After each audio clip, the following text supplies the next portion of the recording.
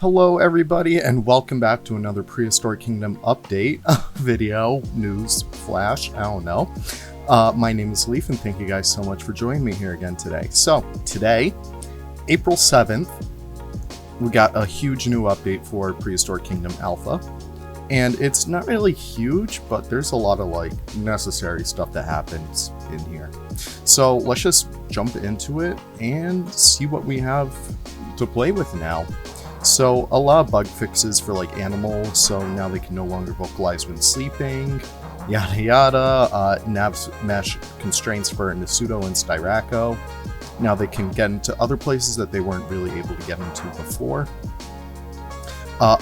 Guests have a huge update, and that is awesome to see.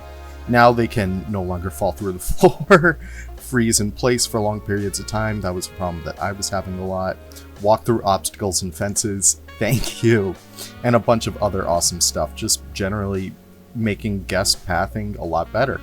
So yeah, it's really good to see that they're doing all of this in right now, because it means later on in the future they're going to have a lot better products, So construction issues that might have led to misaligned grid-bound wall pieces, that's awesome. For modular building and stuff. Modular issue that prevented selection of newly duplicated pieces, that's awesome as well. So when you're building big structures, you won't really get tripped on the bugs that the game might throw. False bottom for rock cluster 1 and 2, that's really good because we can use the undersides of them and we can get some interesting looking rock formations now. There's a lot of UI fixes, for example, FPS limit, VSync is now part of it, so you can get better, you can get better graphics, better stuff and all that. So that is awesome to see.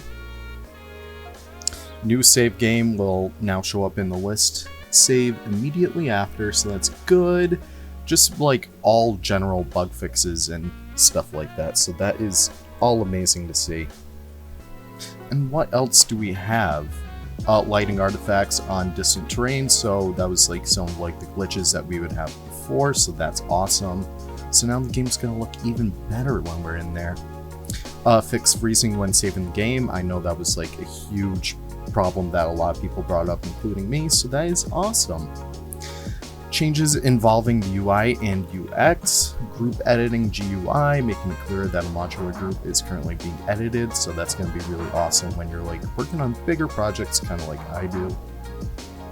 Increased fade-in time on Tyrannosaurus broadcast when far away, so that's going to be awesome. So you can hear your little Rexy when you're even on the other side of the park. And yeah, anti-aliasing, I don't really know how that works, but we're going to get into the fun stuff. So Nasudo and Styraco can now graze, so it's going to be awesome to see them walking around in the more grassy parts of your park.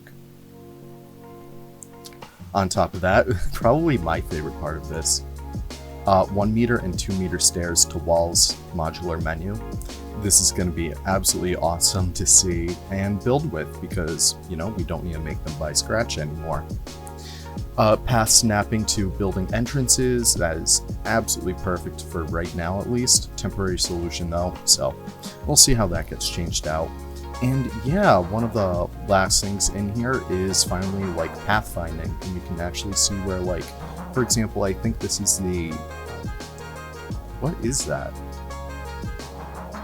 I don't even know. Is that the that looks a lot like Endemonto. Yeah, that's a Nettie. And we can see where they walk and stuff, so that's awesome. So yeah, we have a lot of fun additions, guys, and I can't wait to see what we all start to whip up in our little alpha builds going forward. So my name is Leaf, and thank you guys so much for joining me on this quick little update video. See ya!